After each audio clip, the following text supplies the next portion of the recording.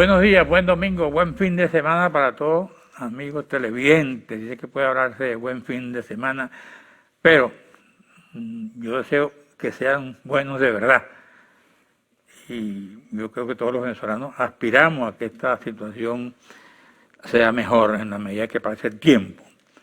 Hoy voy a conversar justamente con un psiquiatra y psicoterapeuta, él es del doctor Luis Madrid, dedicado al estudio del tratamiento de problemas afectivos y del ánimo, depresión, ansiedad, bipolaridad, pánico y duelo. Caramba, de estos segmentos que te leí aquí, ¿cuál es el que más le preocupa en este momento? ¿Cuál es el que usted le ha tocado atender más en estos días? Bueno, ¿La depresión o la ansiedad? ¿Qué tal, estimado Carlos Croes? De verdad que un honor estar acá y gracias por la invitación. Fíjese, una de las cosas que evidentemente para todos los psiquiatras que ha generado un repunte son los trastornos de ansiedad.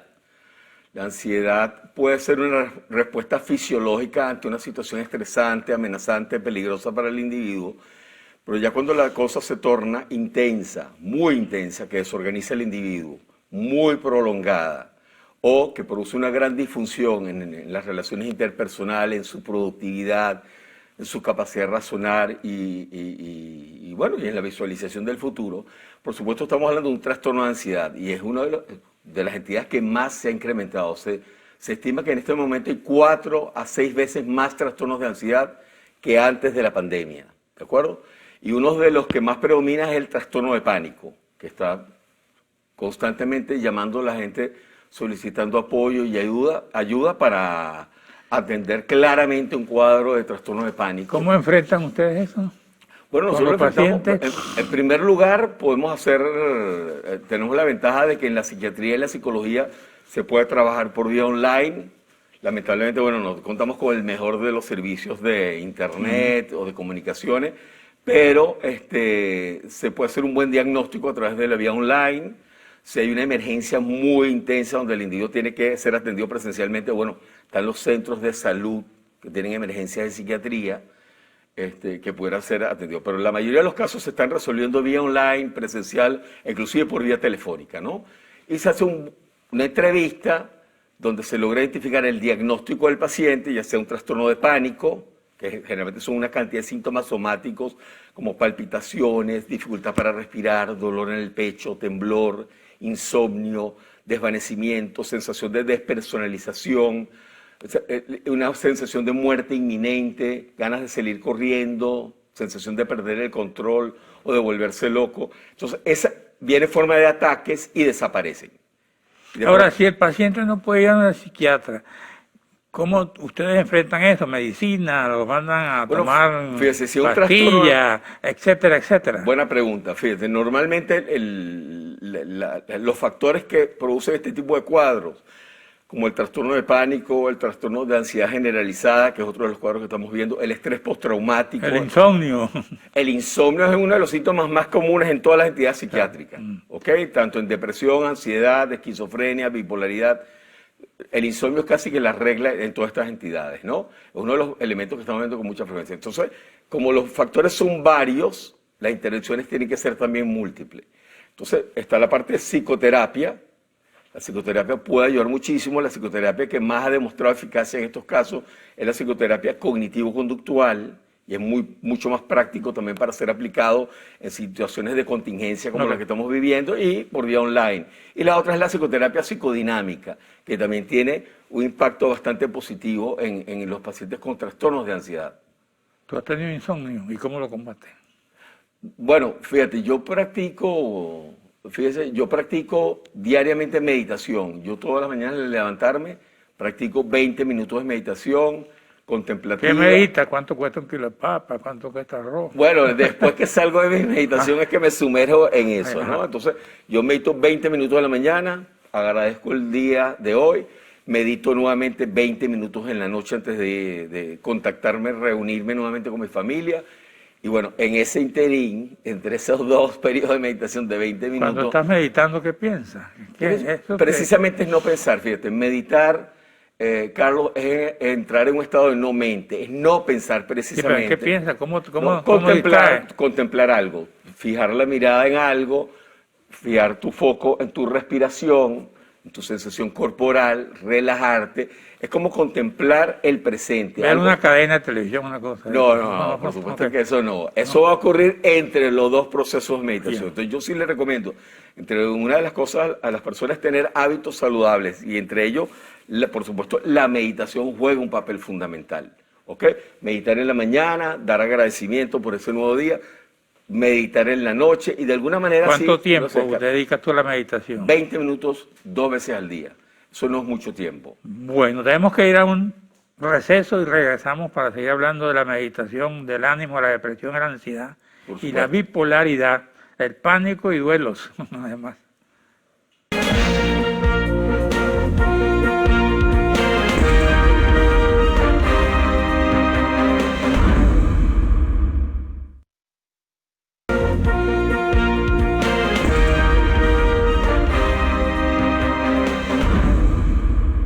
Bueno, lo voy a dejar hablar para los temas que citamos antes y después me dice al final quiénes son los más afectados en este momento: los niños, los viejos, los jóvenes, las mujeres, los hombres, etcétera, etcétera, para no seguir hablando. Perfecto, ¿cómo no?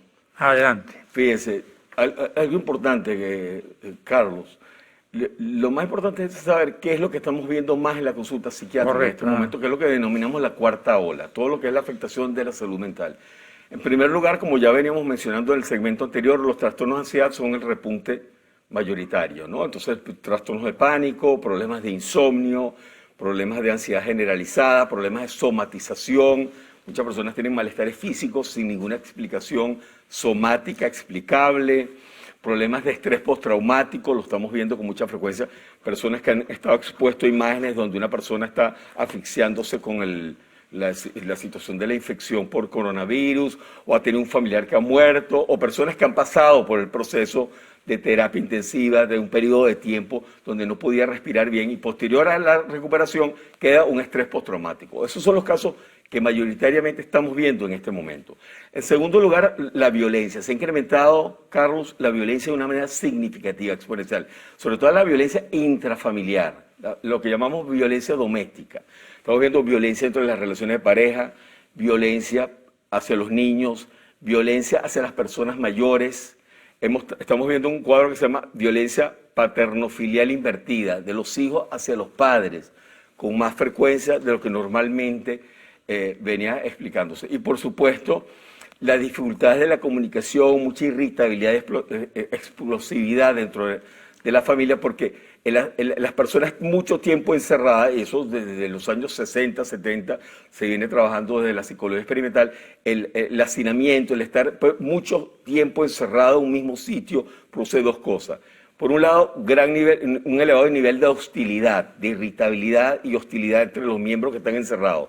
Y por otro lado, una cosa que se llama deprivación sensorial, es decir, como estamos permanentemente percibiendo lo mismo, llega un momento que perdemos un poco las perspectivas de la realidad de lo que puede estar ocurriendo fuera en el mundo externo. Lo otro que estamos viendo con mucha frecuencia, doctor Carlos, es los abusos de sustancias. Fíjese, el abuso de alcohol se ha incrementado de manera exponencial. El consumo de cannabis, marihuana, se ha incrementado de manera exponencial. El consumo de psicofármacos también, por automedicación, por sugerencia de una amiga, de un vecino, de un hermano, de un familiar, también se ha incrementado de manera sustancial. Y la otra es el incremento del cigarrillo, que está en segundo lugar. Claro. Después del alcohol viene el cigarrillo, el cannabis y la automedicación. El cigarrillo se ha subido de una manera exponencial también, que representa para nosotros un problema de salud. Lo otro es la depresión y los niveles de suicidio, que se han incrementado, que ya venían incrementándose particularmente en Venezuela. Recordemos que según el Observatorio Venezolano de Violencia, se han cuadruplicado los niveles de suicidio en los últimos 15 años.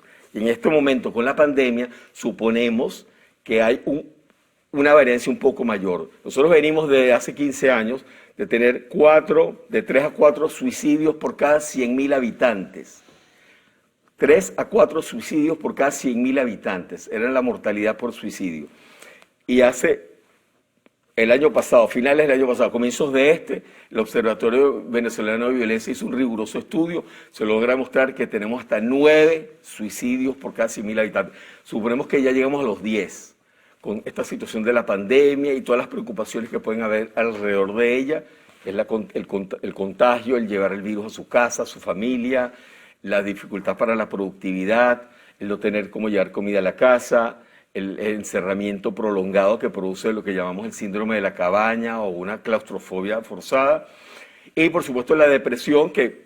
¿En qué consiste el síndrome de la cabaña? El síndrome de la cabaña es un cuadro que, aunque no está dentro de las clasificaciones de los trastornos mentales clásicos y claves, es un cuadro más psicosocial que se ve en personas que están restringidas a espacios cerrados por periodos muy largos, que se ve generalmente en países nórdicos, en las montañas, donde la gente se tiene que permanecer todos unos inviernos muy largos, de 3, 4, 5 meses encerrados en una calle. Cuando tienen que salir, tienen la sensación de que no dominan el ambiente. Entonces pueden tener dificultades motoras, psicológicas, visoespaciales, problemas de torpeza motora, inclusive pueden presentar mucha ansiedad, sensación de vulnerabilidad y que el entorno se ha vuelto peligroso para sí mismo.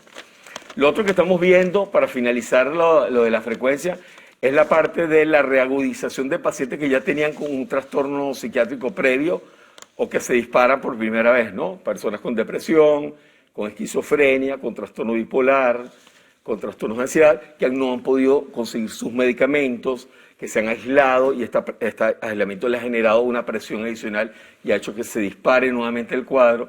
Entonces estamos viendo muchas reagudizaciones de pacientes psiquiátricos que ya venían con un tratamiento y que venían estables, ¿no? Porque conseguir un medicamento en Venezuela en este momento se ha hecho una tarea muy difícil. Yo te preguntaba qué más estamos afectados, si los niños, los adultos mayores, los jóvenes, ¿quién? En este sentido, según tu... Buena pregunta, fíjate, si me preguntan en general quién está afectado, todos estamos afectados.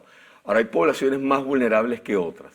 Por ejemplo, personal de salud que está en primera línea, los que están atendiendo los pacientes que llegan a las clínicas y a los hospitales.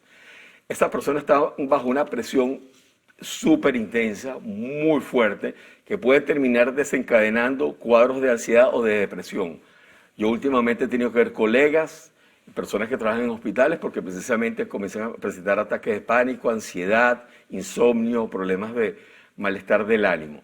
Los otros, fíjate, son los niños y los adolescentes. Muy buena tu pregunta. Los niños y adolescentes están presentando cada vez más problemas de conducta, de hiperactividad, de dificultad de control de los impulsos dentro de la casa, de lo que llamamos aislamiento. Por ejemplo, con los adolescentes estamos viendo un fenómeno que es lo que llamamos el microaislamiento, es decir, la familia está aislada ya en su casa o en su apartamento, y dentro de ese apartamento cada quien se aísla en su espacio. Entonces, el adolescente tiende a aislarse con más facilidad. Entonces estamos viendo muchos adolescentes que se aíslan, se tornan irritables con mucha facilidad, se deprimen con más facilidad porque han perdido esa libertad para salir, para, tú sabes, rumbear, contactar con sus amigos. Y los niños, que son los seres como que necesitan más espacio porque están en pleno desarrollo de su parte psicomotora, de la interacción social, del lenguaje, entonces se han visto mermados con esta reducción, esta restricción social. Por supuesto hay una hiperactividad, hay niños con mucha irritabilidad también, hay problemas de abuso de sustancia en niños en este momento, doctor Carlos, y lo otro es que problemas familiares con los niños, violencia hacia los niños, maltrato hacia los niños, intolerancia con esta cosa de la escolaridad, o el tener el niño permanentemente, o que el niño no me permite entonces ir a mi trabajo porque lo tengo que tener en la casa. Eso ha generado un trastoque de todo el sistema de la familia. El 7x7. Estoy viendo que Maduro ha anunciado que va a flexibilizar en diciembre todo, para que la gente haga lo que quiera en ese sentido. Aparentemente, yo escuché también... ¿Es bueno, es malo, regular? ¿Qué dices tú? Lo que pasa es que si nos ponemos a ver, Carlos, todos los países, cada país toma medidas distintas. Si tú ves las medidas que hay en Estados Unidos, inclusive dentro de los mismos Estados Unidos, todo el mundo anda en la calle. Cada quien toma medidas. Si tú ves las medidas en Francia, si tú ves las medidas en Argentina, en China, en Irlanda, en Rusia, en Bolivia, en Brasil, en Venezuela, tú ves que cada gobierno toma medidas distintas porque realmente no se conoce bien qué es lo que hay que hacer. Pues no se conoce bien la dinámica del virus plenamente, pero tampoco se conoce la dinámica de la conducta y el comportamiento humano. Fíjate como cuando flexibilizaron estos países del Mediterráneo, en Italia, entonces, el desastre que hubo. Irlanda, creo que se Irlanda, todo el mundo se enloqueció y salieron a rumbear y a contactarse unos con otros como que ya había pasado la pandemia. Entonces, también el factor humano juega un papel importante en estas diferentes formas de tomar medidas. Ahora, yo sí creo que cuando se dice que se va a flexibilizar todo diciembre, hay que manejar eso con un poco más de cuidado. Hay que saber que probablemente van a haber momentos de más flexibilización y momentos donde no se puede flexibilizar porque no es predecible lo que va a ocurrir cuando soltemos la cabulla plenamente de las personas. Mira, en tu estudio el confinamiento afectó psiquiátricamente a la gente. Por supuesto, por supuesto. Fíjate, el hombre es un animal diurno, para empezar. Y con este confinamiento a la gente se le ha trastocado el horario de sueño y vigilia. La gente está acostándose más tarde y levantándose más tarde. Es uno de los problemas que están generando... ¿Y eso es bueno o es malo? Es malo, por supuesto. Es malo porque el ser humano comienza a liberar más cortisol en la medida que te levantas más tarde. Claro. Liberas cortisol, que es la hormona del estrés. Por supuesto, el cuerpo se va a sentir estresado y va a inducir más depresión. ¿Vamos a un receso? Vamos y regresamos. Vamos al receso, doctor.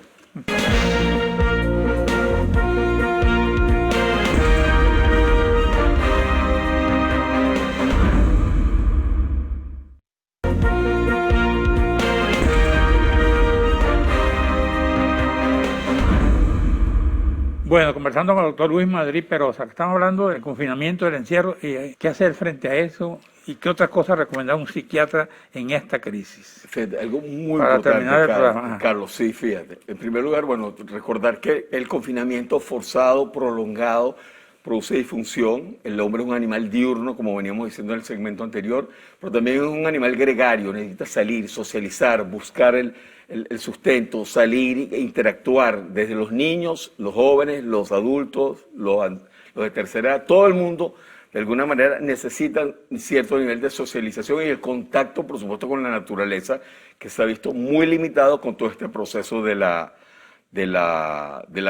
aislamiento social. Por supuesto, además agregando la ansiedad que produce el miedo a contagiarse o a llevar el virus a la casa, que es otro de los temores que tiene mucha gente. ¿Qué se recomienda? Primero, asumir que es normal sentirse un poco mal. Asumir que es normal estar un poco ansioso, estar un poco molesto, frustrado, estar un poco triste por la situación de que no puedo ver a mis familiares, que ha disminuido mi productividad. Es normal sentirse un poco mal. Una persona que diga que se siente plenamente bien en este momento habría que hacerle un examen psicológico. Pero ¿no? tiene que estar deprimido siempre. No. Un desgano para todo. No, momentáneamente. Muy buena acotación que me hace, porque fíjate, un malestar transitorio, momentáneo, que me permite analizar mejor la situación y afrontarlo de una manera más adecuada. Un miedo, una tristeza, una rabia bien manejada nos va a llevar a trascender. Lo otro es que tenemos que vivir un día a la vez, profesor Croes. O sea, un día a la vez. No podemos hacer planificaciones a mediano o largo plazo, porque aquí las cosas cambian de un día para otro. Entonces, vamos a ir viviendo un día a la vez. Vamos a vivir el presente. Vamos a organizar cosas para el día de hoy, máximo para el día de mañana, ¿ok? Y no hacer planes a largo plazo, mediano plazo, porque podemos vivir de frustración en frustración. Lo otro que yo les recomiendo a la gente es tener pensamientos positivos. Usted dirá, ¿cómo se hace eso? Bueno, haciéndolo. La gente me pregunta, ¿pero cómo puedes pensar en positivo en este momento? Bueno, haciéndolo. Y yendo al mercado. Cuando medita, cuando ya va al mercado, por supuesto, es muy difícil. El bombardeo rompe cualquier burbuja allí.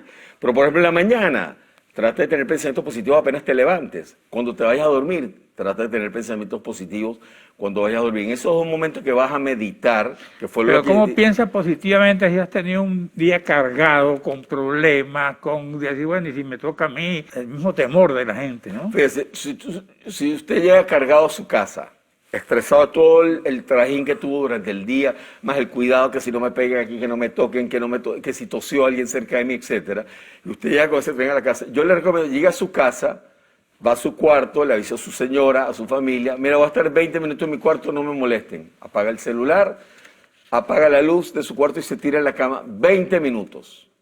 Y descargue allí y permita que todos los pensamientos que vayan pasando por la mente, usted los deja pasar, no se enganche con lo que va pensando.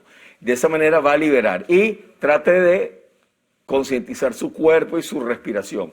Y ahí va a liberar gran parte de ese peso.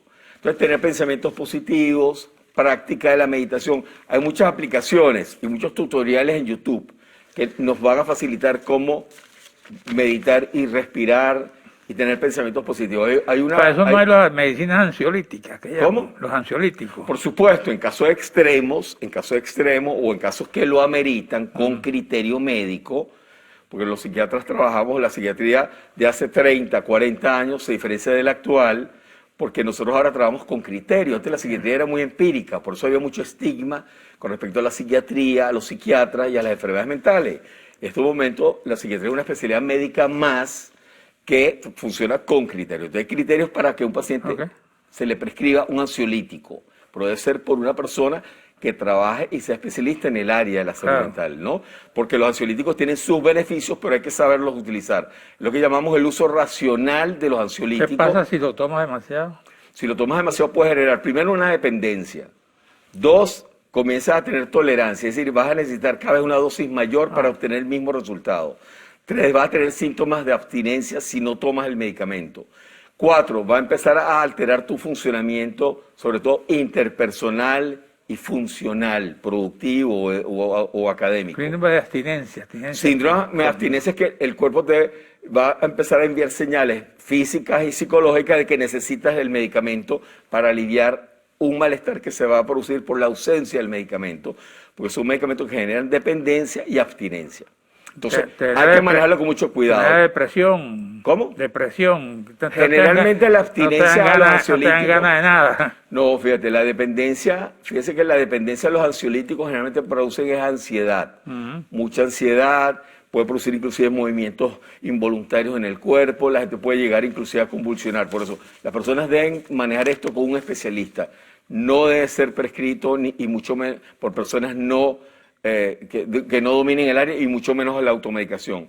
Lo otro que hay que hacer es evitar, disculpe, doctor Croe, lo otro que hay que evitar es los grupos y la gente tóxica, lo que nosotros llamamos vampiros emocionales, esa gente que se la pasa hablando siempre de cosas negativas y siempre de cosas negativas. Obviamente no nos vamos a disociar de la realidad. Hay que hablar del mercado. Está proponiendo pagar los televisores. Los preservicios, o que la internet se me cayó en un momento tan importante que yo tenía una conversación. O estaba haciendo algún trabajo.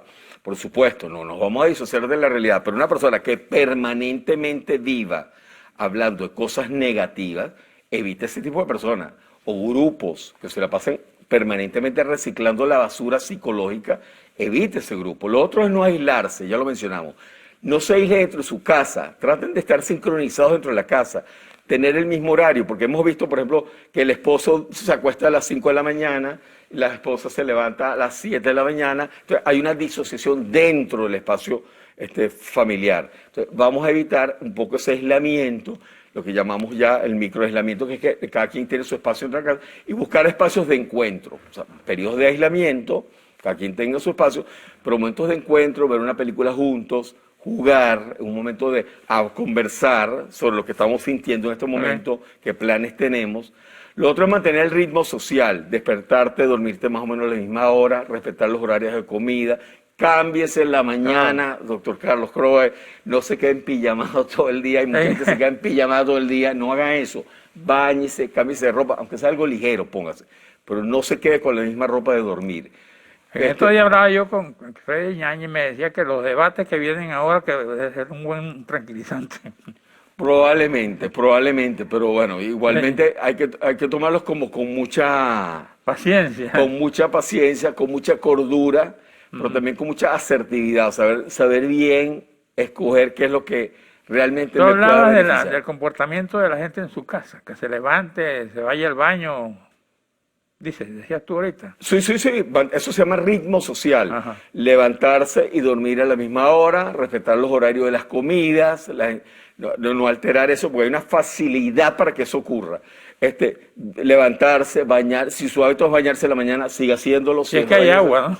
Si es que hay agua, báñese en la noche, si no, bueno, se echa 3 perolitos, pero báñese. Cámbiese de ropa, no se mantenga en pijamado todo el día, no esté acostado mucho tiempo en el día. Eso induce depresión, induce apatía, induce procrastinación. La gente empieza a postergar. Tú tienes en su casa como diría alguien, leer, buscar libros nuevos, Por supuesto. sentarse, Por caminar al jardín. Por supuesto, podemos hacer muchas cosas, porque la gente dice, bueno, estoy encerrado, pero ya va, yo puedo encerrar, pero también puedo salir eventualmente a caminar, yo puedo salir 30, 40 minutos a caminar, Claro. puedo Si no te atracan. bajar el perro, la gente ahora se pelea por, antes nadie quería bajar al perro, ahora todo el mundo se pelea por bajar el perro a la calle, ¿no? Entonces, jugar, leer un buen libro, El perro ver es una buena películas. compañía. El perro es una buena compañía, Evita pero que te también es una buena atraquen, fuente de poder liberarse, ¿no? Lo otro es evitar la infodemia, que es la intoxicación de información que llega por las redes y los medios. Sí. Entonces, con esa información que se repite constantemente es una fuente de infodemia. Segundo, los fake news o los bulos. Los otros hoax, que son informaciones que son ciertas, pero que lo que buscan es generar caos y zozobra en la gente. Y lo otro es la información que se repite permanentemente. Hay El mucha exceso de crítica a las redes sociales en este momento. Por supuesto, porque en las redes sociales estamos viendo varias cosas, doctor Croe. Uno, el exceso de información y la repetición de la información. Dos, la manipulación que se puede realizar a través de las redes sociales. Y tres, el manejo emocional inadecuado. Entonces están los lovers y los haters. Entonces la gente que idealiza personas, los Explica a la lovers gente. son los que idealizan a la gente, entonces vienen idealizando personajes y publican cosas sobre su figura idealizada, y personas que odian permanentemente y transmiten odio. Entonces, estamos viendo esos manejos desde el punto de inadecuados. vista psiquiátrico, esa parte de odio, ¿qué significa? El odio, ¿Cómo, fíjate, es una enfermedad? Puede transformarse en una enfermedad. Fíjese, doctor, la rabia es una emoción que es normal cuando hay una situación de injusticia o traición. Que usted sienta rabia es normal, porque esa rabia lo va a movilizar a que usted resuelva la injusticia y la traición. Pero cuando hablamos de odio, no estamos hablando de una emoción que es transitorio, que es resolutivo y adaptativo. Cuando hablamos de odio, estamos hablando de un sentimiento que es permanente, dirigido hacia una o varias personas, ¿de acuerdo? O sea, el odio nos hace daño al quien lo siente, no al quien va dirigido. Entonces, odiar generalmente te va a afectar física. Bueno, estamos y terminando el emocionalmente. programa. ¿Por qué tú eres psiquiatra? Yo soy psiquiatra porque desde muy temprana edad me gusta mucho lo que es la interacción interpersonal, la comunicación humana. Me especialicé más en el área afectiva porque me parece que ¿Pero el te mundo inspiraron tus padres o te inspiraron yo alguien? vengo de ¿O una no? familia de militares. Ah. Yo vengo de una familia de militares Bueno, y igual. que haya surgido un médico y además psiquiatra, así como inicialmente era como una abeja negra dentro de la familia, pero posteriormente se dieron cuenta lo importante que es poder tener a alguien que domine o maneje o trabaje en el área de la salud mental. Porque finalmente todos tenemos... ¿Todos tus hermanos son militares? La mayoría de ellos son militares. ¿Ah, sí? Sí, ¿Y sí. son activos? No son activos. Muchos de ellos están fuera del país en este momento, Están jubilados. lamentablemente por toda esta situación que todos conocemos. ¿Y qué profesor te ha inspirado más en la vida? ¿Qué profesor? Ajá. Hay un profesor probablemente no muy conocido, que es Jacob Akiskal, un especialista en trastorno bipolar, y un psiquiatra alemán de los años 1800, que es Emil Kraepelin, que fue ¿cómo se dice? Alguien que prevé, una persona que logró ver a futuro todas las cosas que se están describiendo ahorita dentro de la psiquiatría. Muchas cosas que estamos describiendo en este momento como novedad dentro de la psiquiatría, el trastorno bipolar, los trastornos de la personalidad, el trastorno narcisista. Explica a la gente, ya para terminar, qué es el trastorno bipolar. El trastorno bipolar es un trastorno que se caracteriza porque hay una alteración del estado del ánimo, la gente no se puede controlar el ánimo y tiende a tener periodos de euforia. Aquí alguien tiene trastorno bipolar, porque nadie no me ve la mano. Me imagino. Entonces, bueno, es una disregulación del ánimo que el individuo no puede controlar. Y le trae Gracias, discusión. doctor Luis Madrid, vicepresidente de la Sociedad de Psiquiatría. Gracias a usted, amigos televidentes. Nos veremos aquí el próximo domingo a esta misma hora. Gracias, doctor. Gracias a usted.